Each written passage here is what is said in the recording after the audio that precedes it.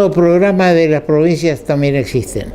Ya se oficializaron las boletas de los partidos políticos que van a intervenir en la elección de gobernador y legisladores provinciales, gobernador y vicelegisladores provinciales, el próximo 8 de octubre. Hay algo que a mí me parece contrario a la democracia. Usted pensará, ¿cómo? ¿Contrario a la democracia que va a haber elecciones? Sí. Contrario a la democracia que se oficializaron 42 boletas para la elección. Fíjense, el Frente retocó el diseño de todas sus boletas para cumplir con la tipografía, porque también se estaba falseando el tema de las boletas, utilizando más grande una cosa, más chica otra, resaltando, por ejemplo, que hay una boleta que dice Macri, hay otro que pone Cambao por un lado o por otro. Bueno, hay que ser sincero, bien por la Junta Electoral de la provincia, que impugnó todas esas boletas confusas y lo que hizo fue que aclarar el tema. Pero lo que es inconcebible y antidemocrático es que haya 42 boletas provinciales. De las 42 papeletas, 23 corresponden a Eco Cambiemos, que lleva como candidato a gobernador a Gustavo Valdés. La Alianza Corrientes Podemos Más, cuyo candidato es Camau, tendrá 18. Es decir, que cuando usted entre al cuarto oscuro, va a encontrar 42, ¿escuchó bien? 42 boletas, en las cuales 42 van a tener la fórmula de gobernador, Valdés Canteros. Después va a cambiar los diputados, senadores, provinciales, en una forma u otra. A estas 42 boletas que va a tener un tramo de gobernador, otro tramo de senador y otro tramo de diputados provinciales. El ciudadano puede romper, partir, poner una boleta de diputado de un partido, otra para senadores y otra para gobernador. Pero eso normalmente no se hace. Sí se podría hacer si el sistema fuera electrónico, con más facilidad. Ahora, a esos 3 pedazos que ya estamos señalando, hay que agregarle en todo el interior de la provincia, no la capital, el interior de la provincia, el pedacito de boleta de intendente, el pedacito de boleta de concejales, ya vamos con 5, y en algunos lados también el defensor del pueblo o constituyente, llevamos 6. Es decir, que en el interior va a haber 6 fracciones de 42 boletas. ¿Se imaginan lo que va a hacer eso?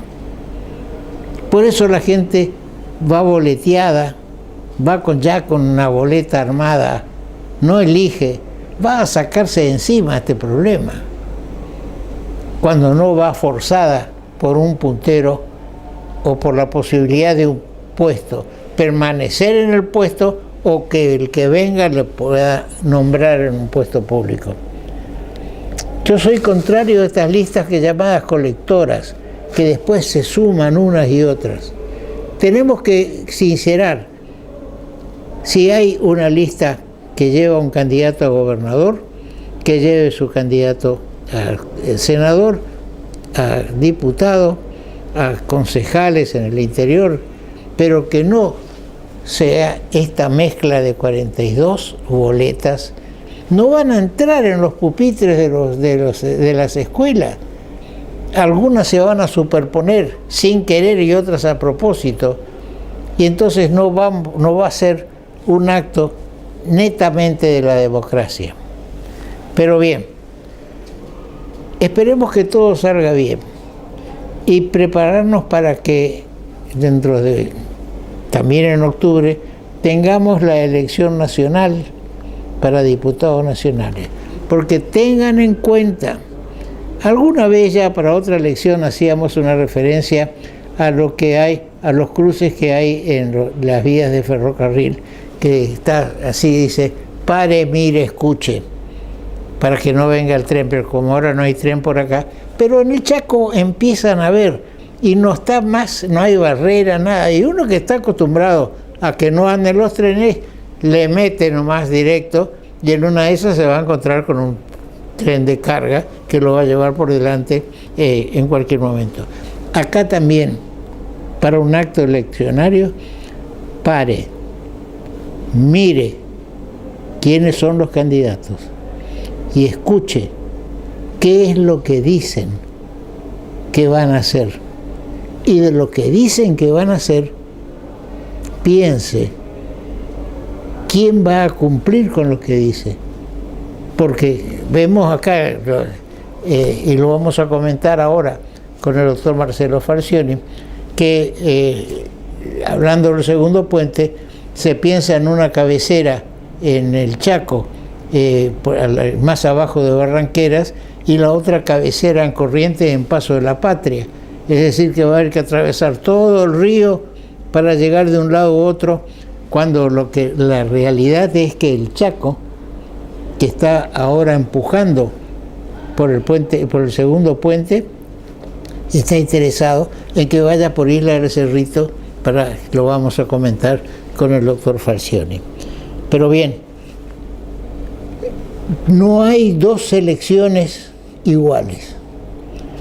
Cuando se votó en las PASO para diputados nacionales, no se jugó ningún cargo ni nacional ni provincial, era solamente un partido amistoso.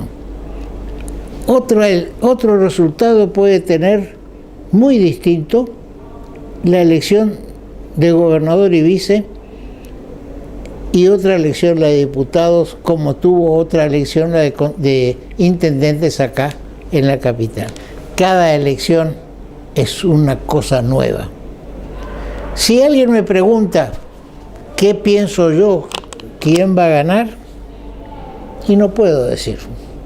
Pienso, luego existo, pienso que que vamos hacia una segunda vuelta. Vamos al corte.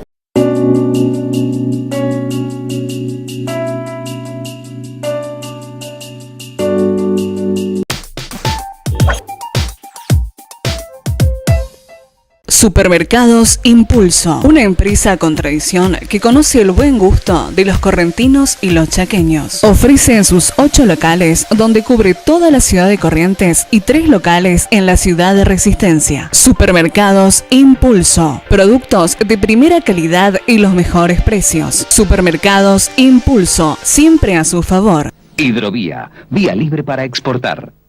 El Hotel Crown Plaza Panamericano, ubicado en Carlos Pellegrini 525, sobre la avenida 9 de Julio, a pasos del histórico obelisco, la tradicional avenida Corrientes y la peatonal Lavalle. Hotel Crown Plaza Panamericano, el 5 estrellas de Buenos Aires. En el Banco de Corrientes tenemos préstamos para cada una de las necesidades de tu empresa o tu pyme, a las mejores tasas del mercado. Acércate y consulta en algunas de nuestras sucursales. Banco, el Banco de Corrientes.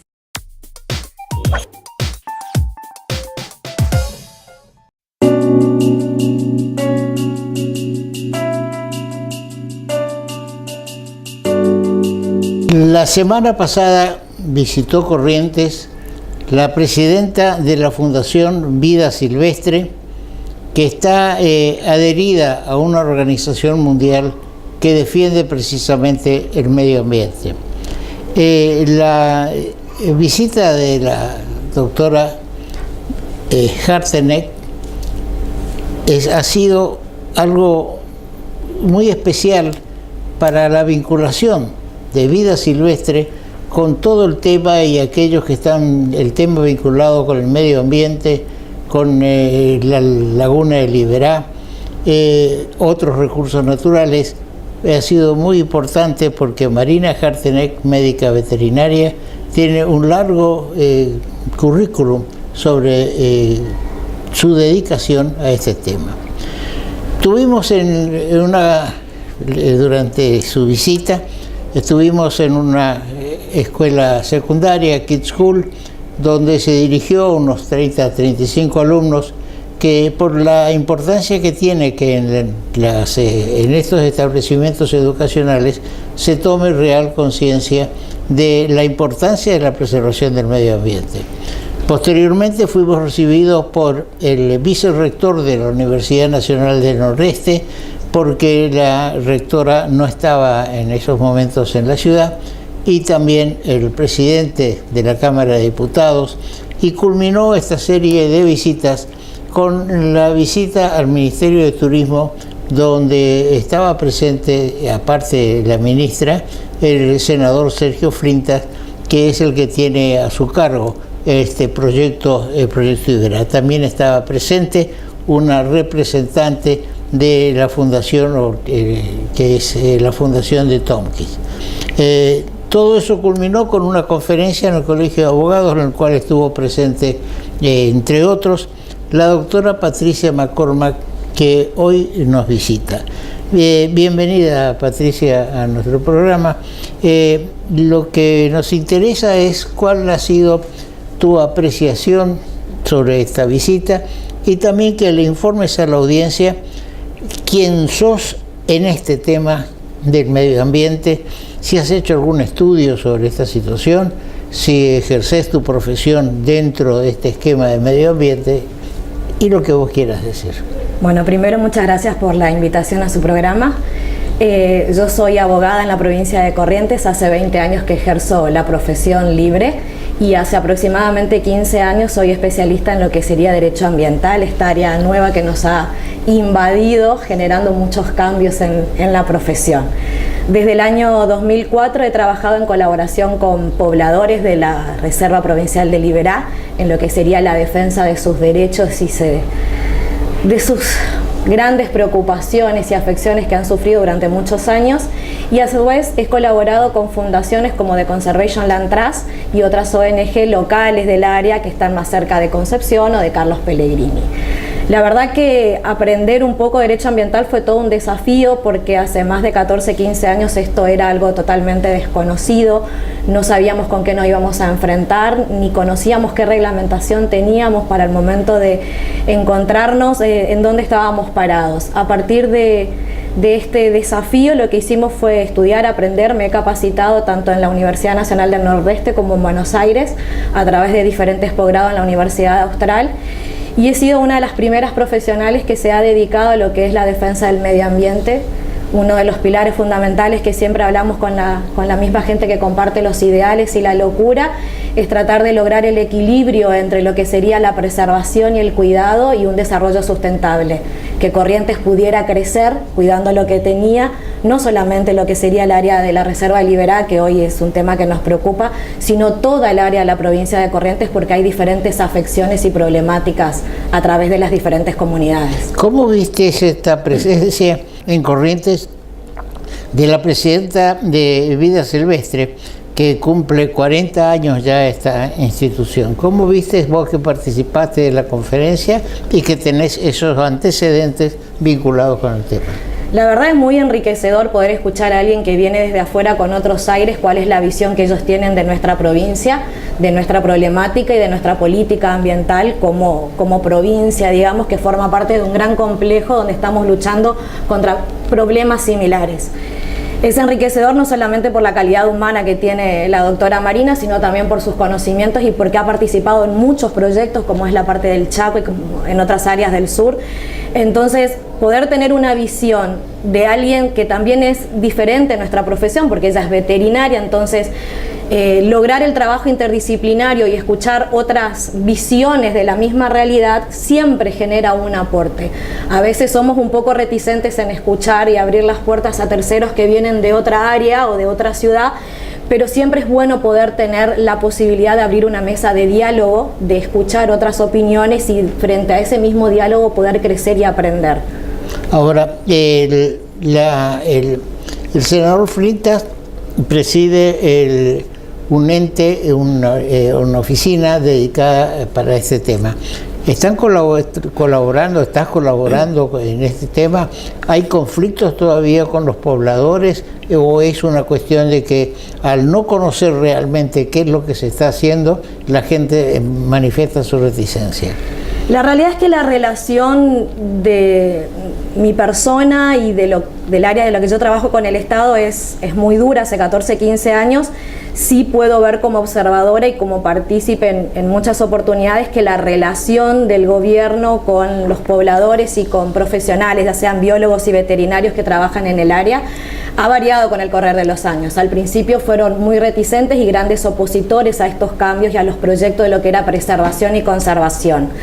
Por suerte, con el correr de los años y con el diálogo y con el conocimiento de cuáles eran los objetivos y los valores de las diferentes organizaciones que trabajaban en la zona, se logró avanzar y mejorar la relación. Soy consciente de que ellos trabajan mucho con la empresa CLT hoy por hoy, favoreciendo y proyectando todo lo que es el ecoturismo en la zona de la Reserva Provincial de Liberá, todo lo que sería la zona turística, lo cual es muy importante porque genera muchísima fuente de trabajo y basándose en la educación ambiental.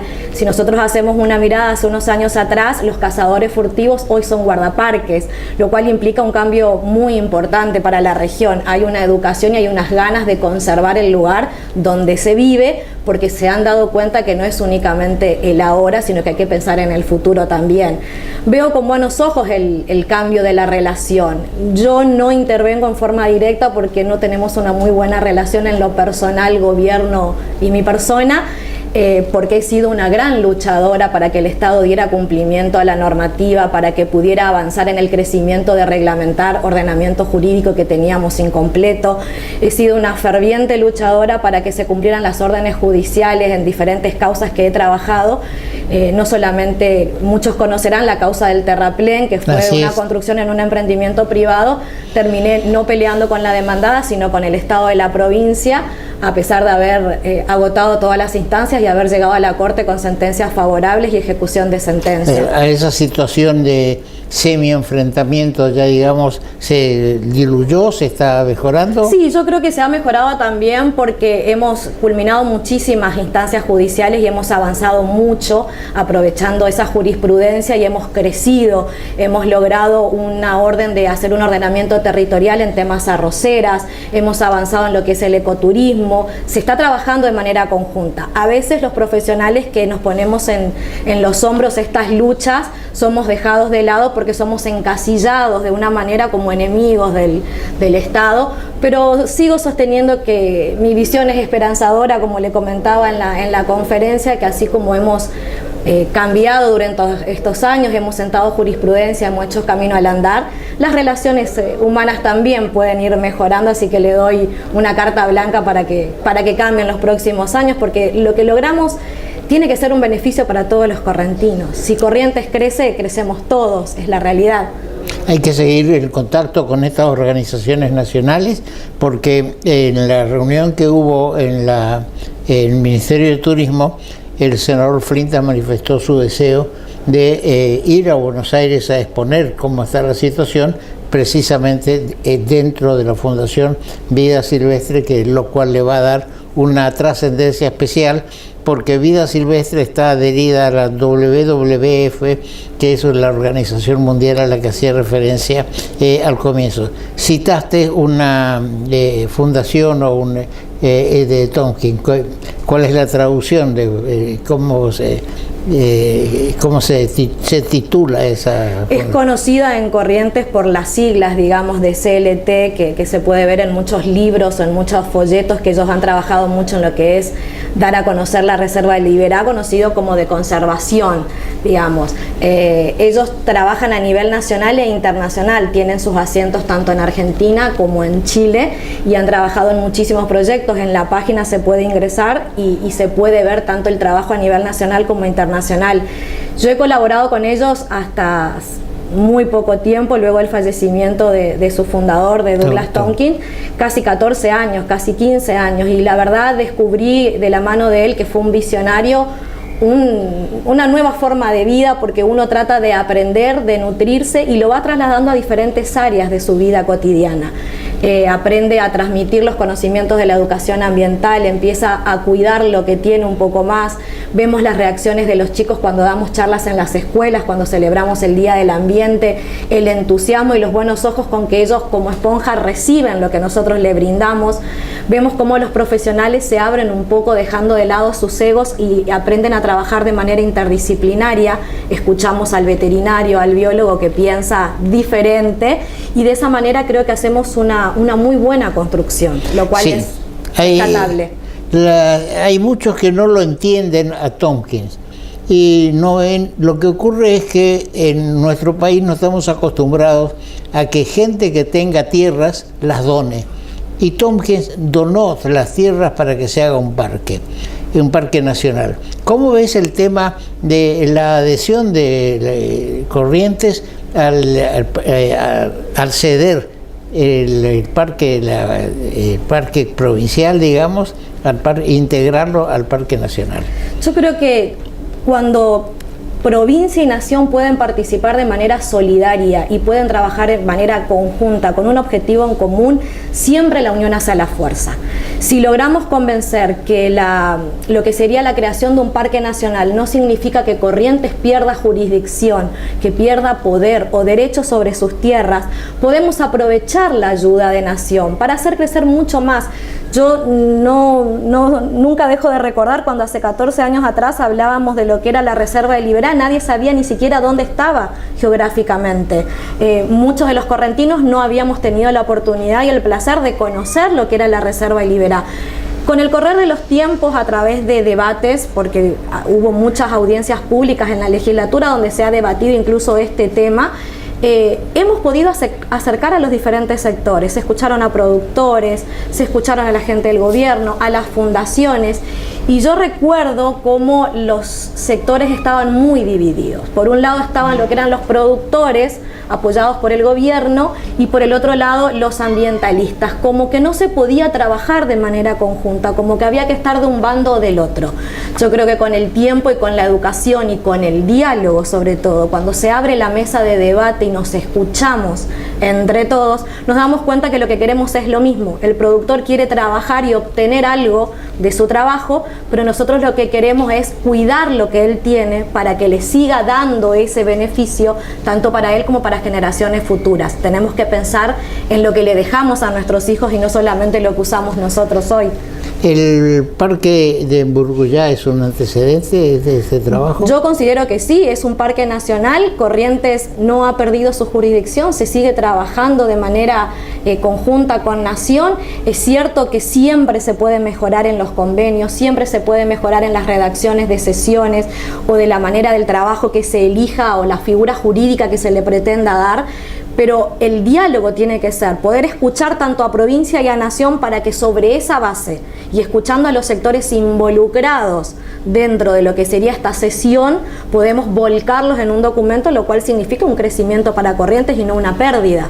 Bien, Vida Silvestre no solo se ha ocupado de este tema de la conservación del ambiente, sino también han editado un libro que se llama Buenas Prácticas Hoteleras, que está también financiado por el CFI, el Consejo Federal de Inversiones, y también por la Embajada de España. Todo esto hace resaltar la importancia que tuvo la visita de Marina Hartenegg, presidenta de la Fundación Vida Silvestre. Bien, Patricia, muchas gracias por tu aporte a nuestro programa y seguramente vamos a seguir tocando este tema del medio ambiente. Muchas gracias por la invitación y un saludo a toda su audiencia. Gracias. Vamos a un corte.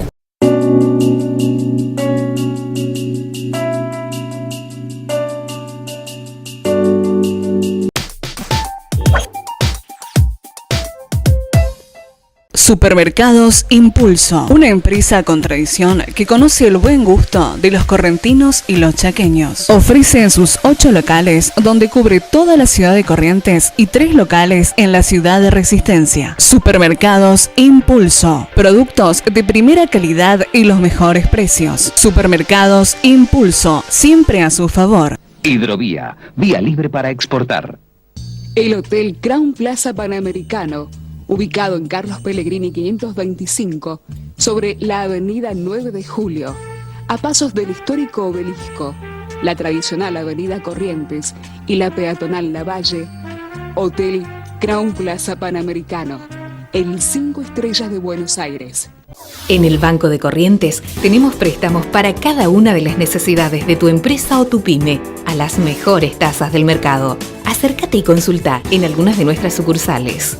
Banco, el Banco de Corrientes.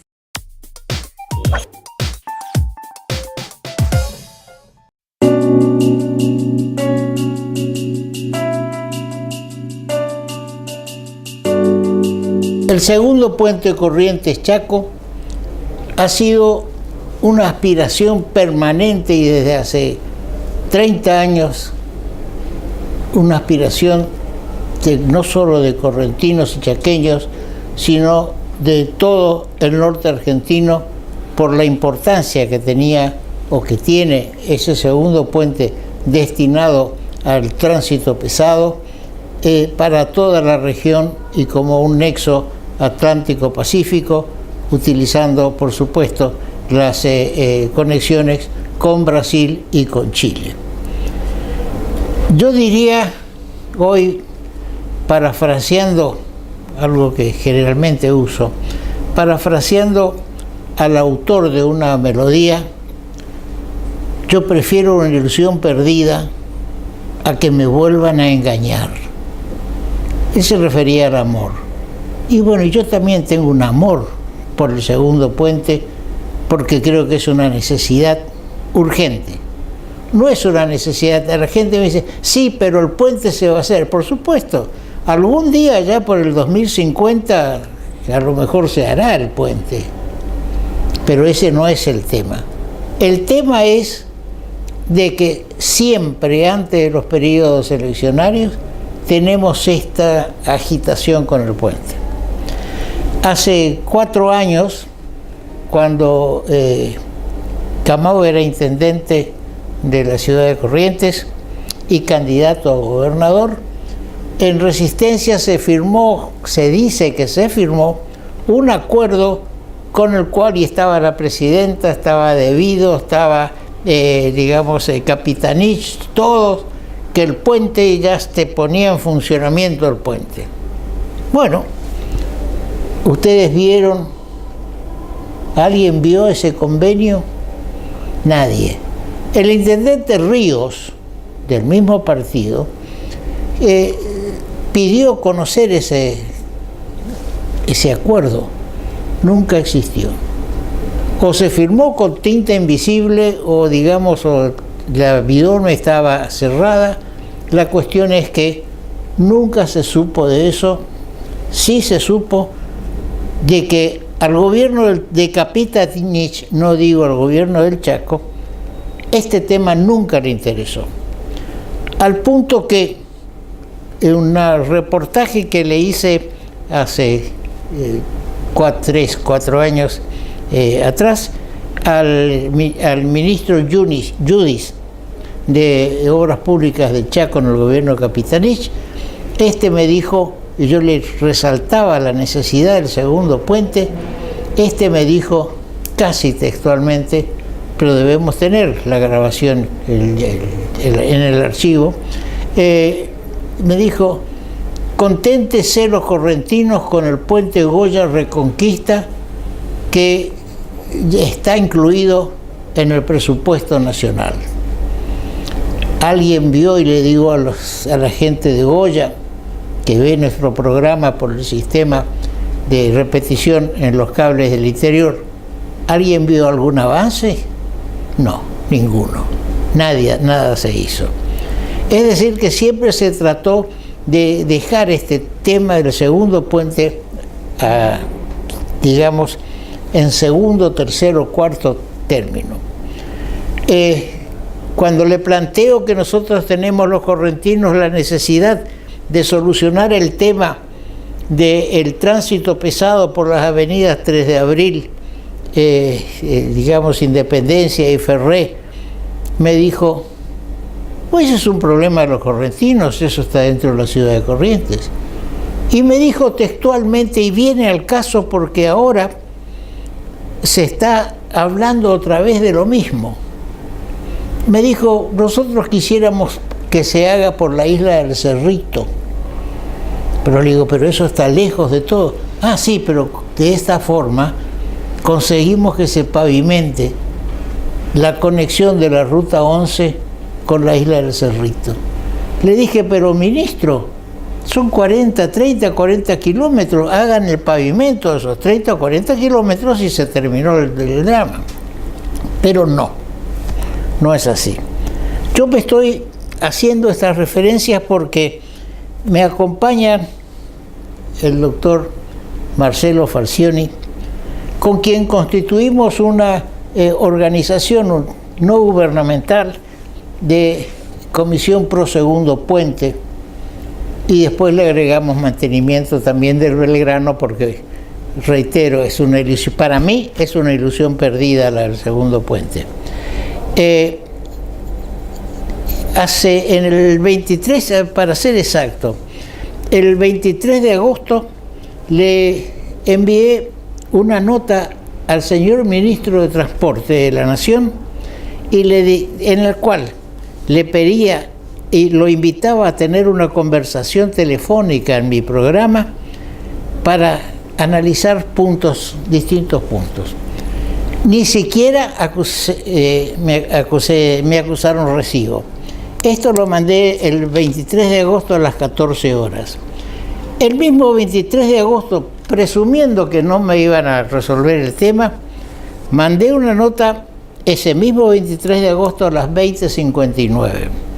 Puede parecer aburrido lo que estoy diciendo, pero quiero que se sepa cómo nos hemos movido desde la Comisión Pro Segundo Puente, el doctor Falcioni con sus escritos, y también nosotros de nuestro programa y también con escritos, para lograr esta obra.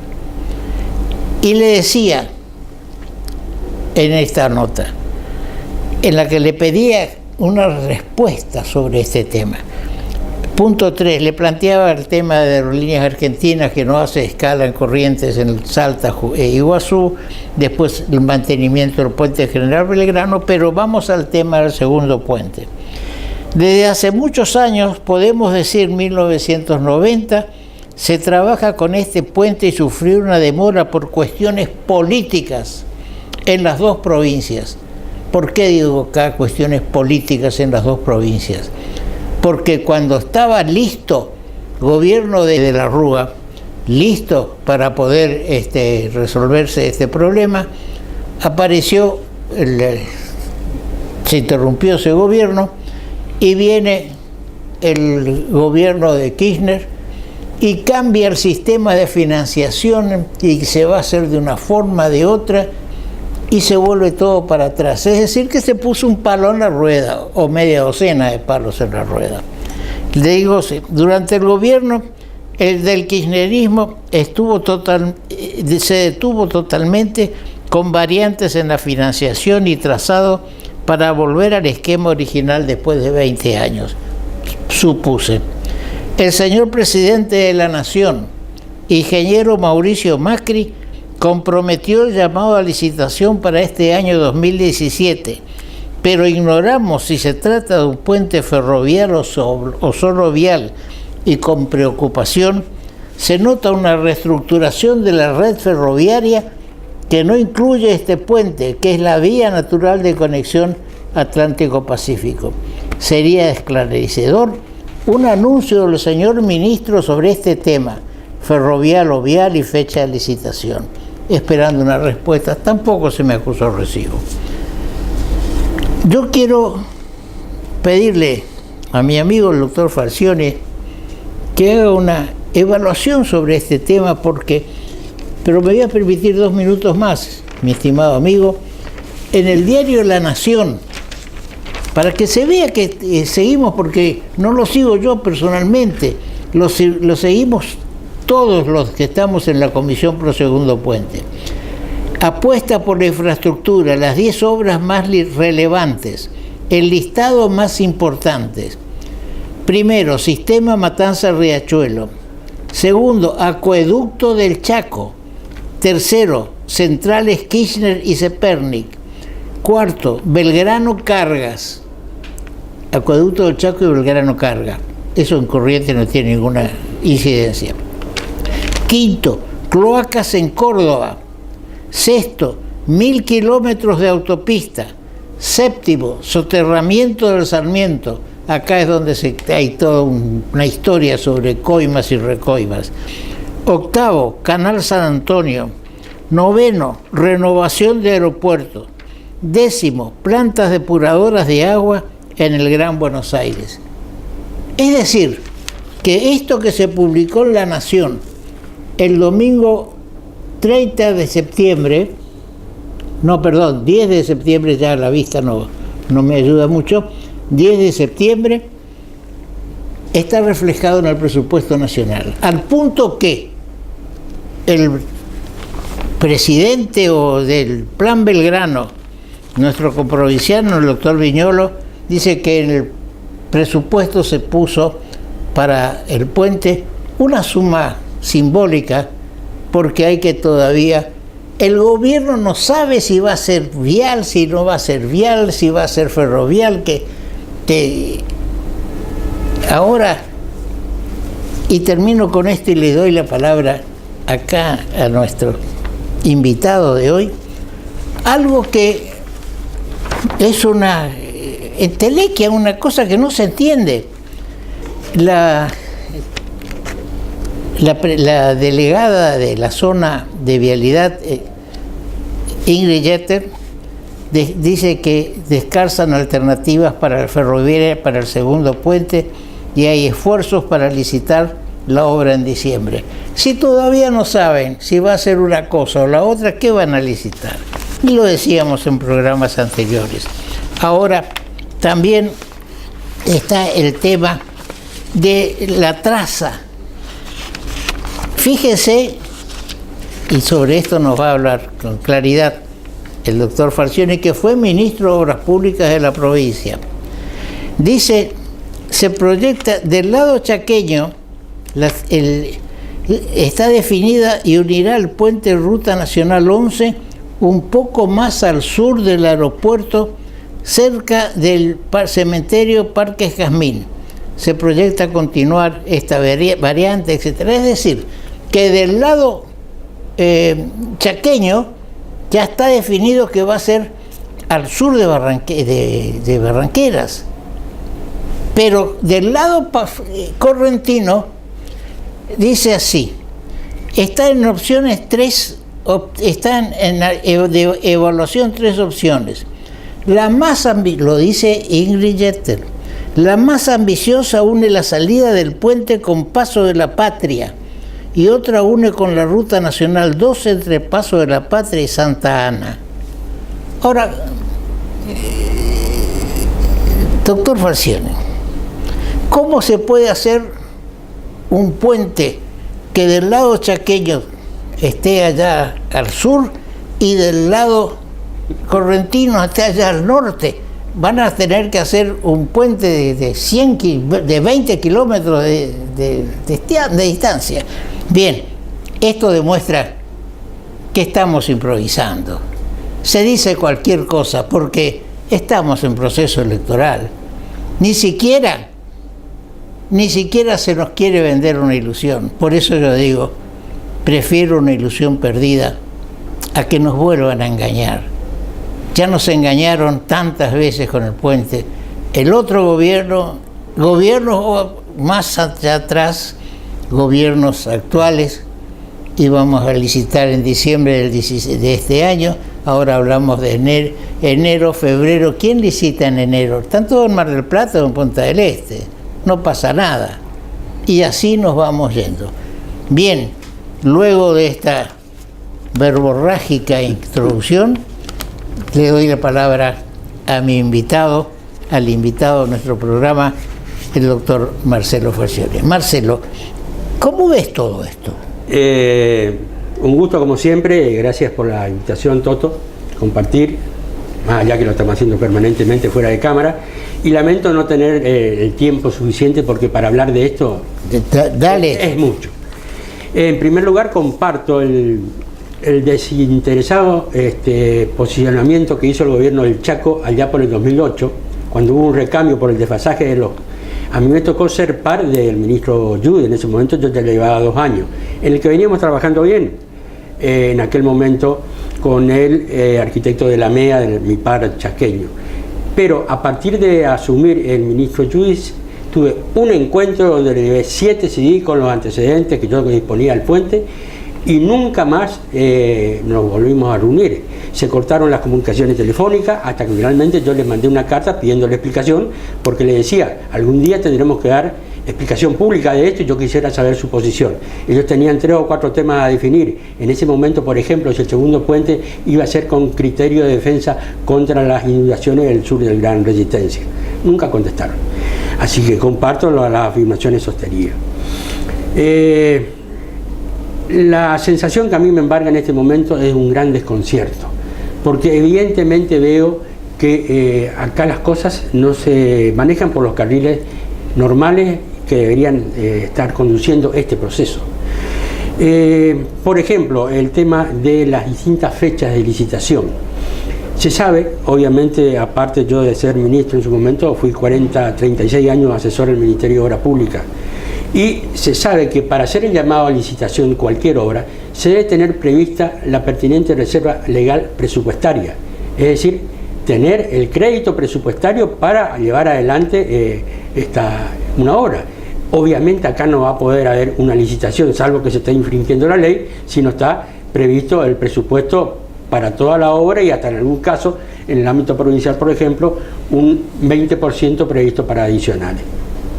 Pero bueno, eso por un lado. Por otro lado, a mí la única media certeza ya a esta altura que tengo es que el puente se va a hacer. En el último periodo de los 2 años llegó a concretarse esta idea, que hasta ese momento estaba desechada.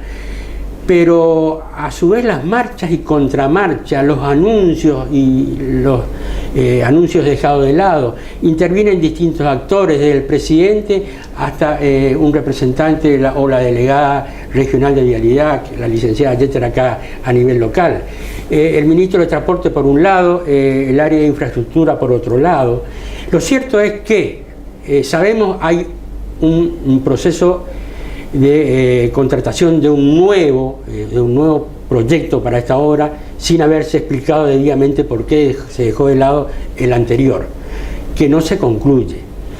Surgieron novedades en el sentido, el pliego lo decía, de esta consultora, yo lo estudié, que se iba a estudiar el río Paraná 30 kilómetros al norte y 30 kilómetros al sur del Belgrano para determinar la traza, con 4 opciones que posteriormente se iba en un intercambio con la autoridad nacional y las provinciales, se iba a seleccionar una. Finalmente, de un día para el otro, se sale con la noticia, no sé si está firme, que la traza iba a ser 8 kilómetros al sur del puente General Belgrano, conforme y coincidiendo con el anterior proyecto y con lo que en algún momento habían pedido los gobernadores, en un convenio que se suscribieron entre gobernadores y presentación que hicieron a las autoridades nacionales. Bien, se dice que va a ser esa la traza, no tenemos plena seguridad, pero también en ese mismo convenio, en esa nota, los gobernadores decían que el puente debía ser ferrovial. Hubo una petición expresa de los gobernadores. Así es. Y de ahí sale la licenciada Yeter a decir que no va a tener la componente. Entonces, ese tan declamado federalismo y la participación de los estados provinciales termina siendo un mero discurso, porque finalmente las obras se digitan, se proyectan y se deciden en Buenos Aires. Entonces, todo esto lleva a confusión. Por un lado se dice que se está reactivando el Belgrano Norte en Chaco con la idea de ir a Viateray y de ahí al puerto de Rosario para abaratar el costo de la carga de grano. Dice que la soja, por ejemplo, tiene un componente del 25% en cuanto a transporte, en el costo. la hace totalmente incompetente. Otro tanto ocurre con el girasol, con los otros granos que venden, cultivan en el Chaco. Algunos llegan hasta el 62% la componente del costo de carga. Y entonces, en vez de hacer un Aviaterá y Barranquera y de ahí usar la hidrovía, que sería mucho más barato. Exactamente, esto es así.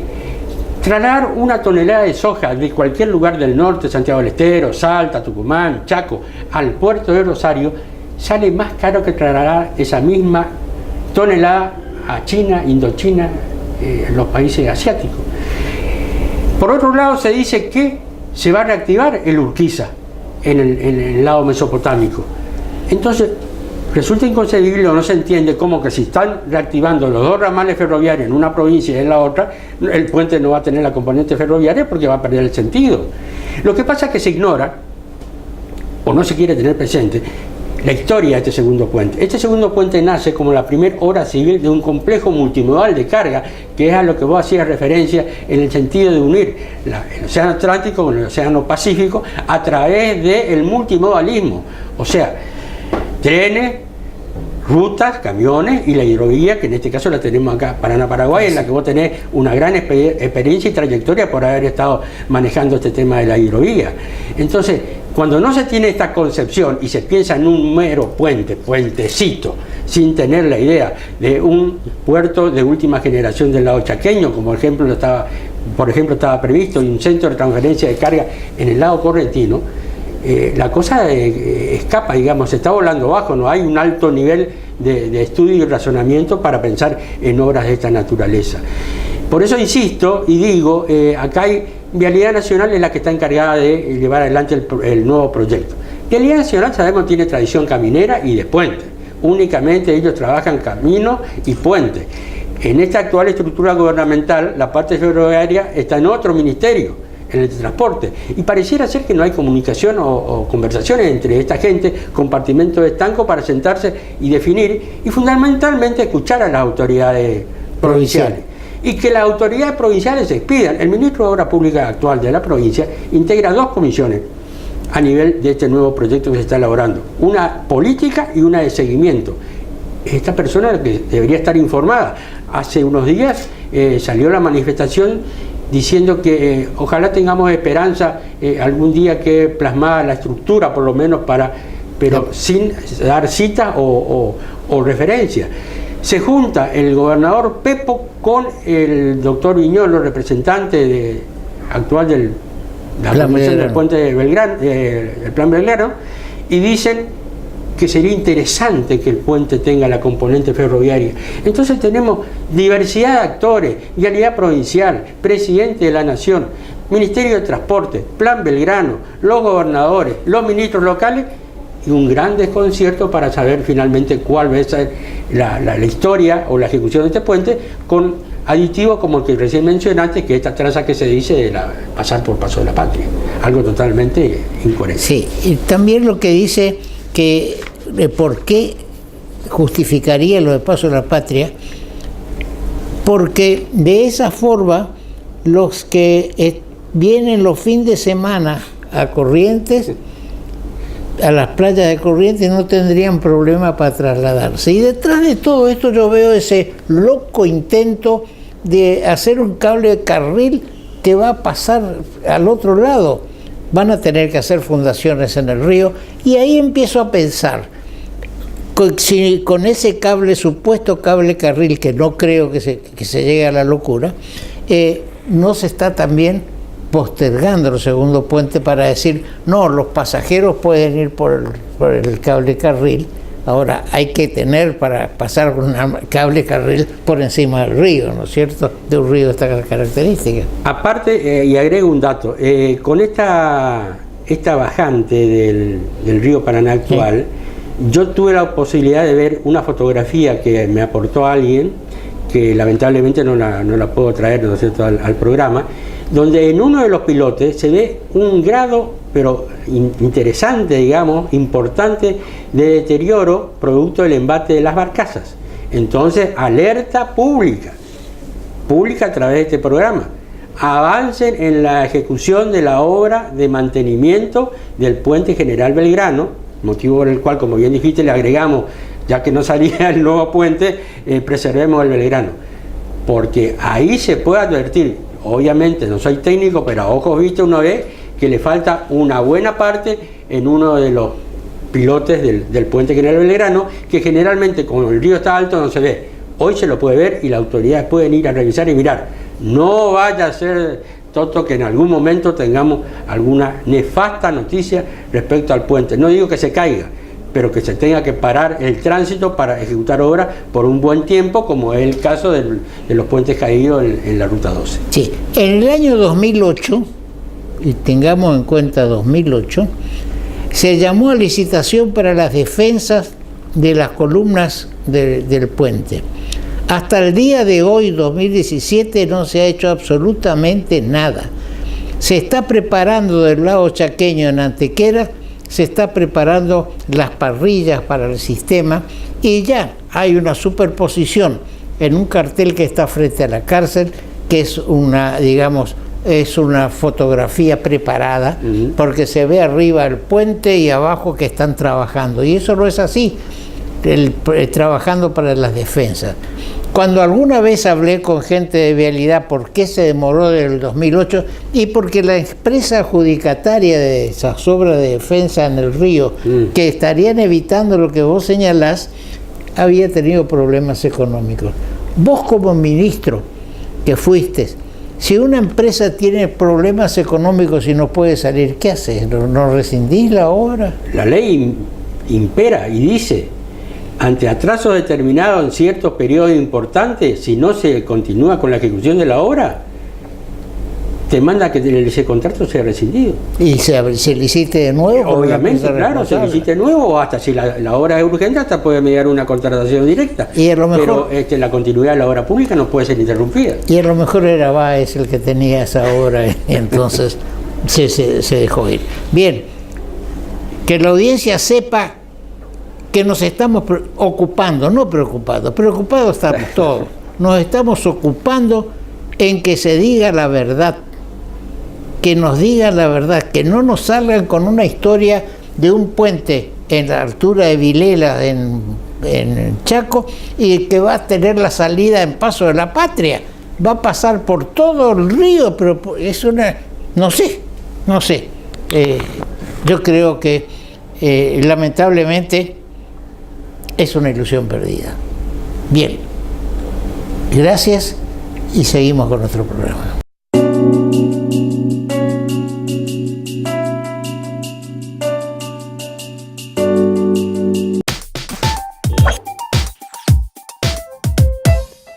Supermercados Impulso, una empresa con tradición que conoce el buen gusto de los correntinos y los chaqueños. Ofrece en sus 8 locales, donde cubre toda la ciudad de Corrientes, y 3 locales en la ciudad de Resistencia. Supermercados Impulso, productos de primera calidad y los mejores precios. Supermercados Impulso, siempre a su favor. Hidrovía, vía libre para exportar. El Hotel Crown Plaza Panamericano, ubicado en Carlos Pellegrini 525, sobre la avenida 9 de Julio, a pasos del histórico Obelisco, la tradicional avenida Corrientes y la peatonal Lavalle. Hotel Crown Plaza Panamericano, el 5 estrellas de Buenos Aires. En el Banco de Corrientes tenemos préstamos para cada una de las necesidades de tu empresa o tu pyme, a las mejores tasas del mercado. Acércate y consulta en algunas de nuestras sucursales. Banco, el Banco de Corrientes.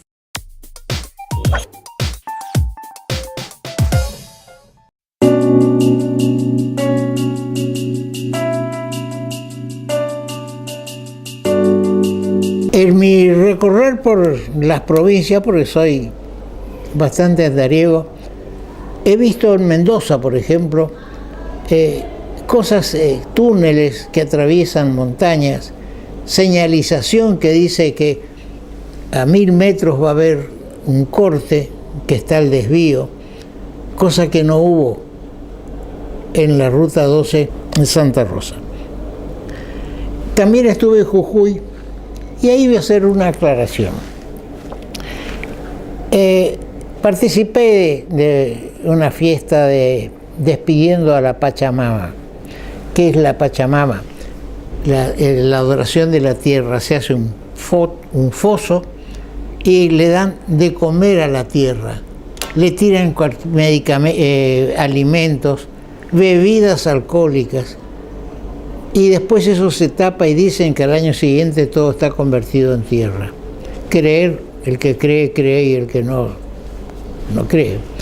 Ahora, ¿no será que le pusieron a la tierra en esa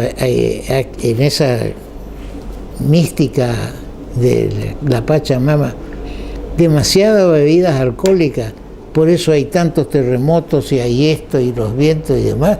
A lo mejor la emborracharon a la tierra, porque con el alcohol hay que tener cuidado. Aunque sea tierra, no es cuestión de ponerle. Y tenemos algunas imágenes que se van a ir poniendo. En este programa vimos una referencia a la presencia en Corrientes de la presidenta de la Fundación de Vida Silvestre, Marina Hartzenegg, con la doctora Patricia McCormack. También hablamos extensamente, porque lo merece, el tema del segundo puente. Y repito, yo prefiero una ilusión perdida a que me vuelvan a engañar. Y me están engañando a mí y a millones que tenemos puesta nuestra esperanza de desarrollo con el segundo puente Corrientes-Chaco. También hablamos de las boletas, las impugnaciones. Ahora resulta que el intendente de Mercedes actual, que va por su reelección, es apartado, porque resulta que se peleó una vez con una persona, un radical, lo lesionó, parece, le dieron 1 año de condena, y que hacen jugar artículos. La cuestión es que Semborain no sea el candidato en Mercedes. Sin embargo, se habilita a Bassi, que para mí, en Goya, que para mí ya cumplió 2 mandatos y que no tendría que ser habilitado. Pero bueno, la justicia es la justicia. Algunos dicen que tiene los ojos vendados, la balanza y la espada. Yo creo que usa más la espada que la balanza. La justicia correntina, sobre todo la electoral, usa más la espada. Le corta la cabeza al que puede ganarle al gobierno, y en otro lado le habilita al que puede ganarle al gobierno. No sé qué es lo que pretende, qué se pretende. Pero el día jueves hubo una rueda de prensa en la cual se definió si los que apoyan a Semborain van a aceptar esa situación o van a ir en queja a la Corte Suprema. Yo pienso, si van a la Corte Suprema, no vamos a tener para el día 8 un tiempo suficiente para votar. ¿No será conveniente postergar la elección de intendente en Mercedes, por ejemplo? Es una idea. Hay que leer los libros, hay que leer la Constitución y las cartas municipales para ver cómo es el tema de la convocatoria a elecciones. Tal vez, si se puede legalmente, habría que postergar la elección de Mercedes hasta que se solucione este problema de Semborain. Bien, para nuestro próximo programa, a lo mejor en vez de 42 boletas como tenemos ahora, tenemos suerte y aparecen 60. Entonces va a ser más difícil poder emitir el voto. Gracias por escucharnos.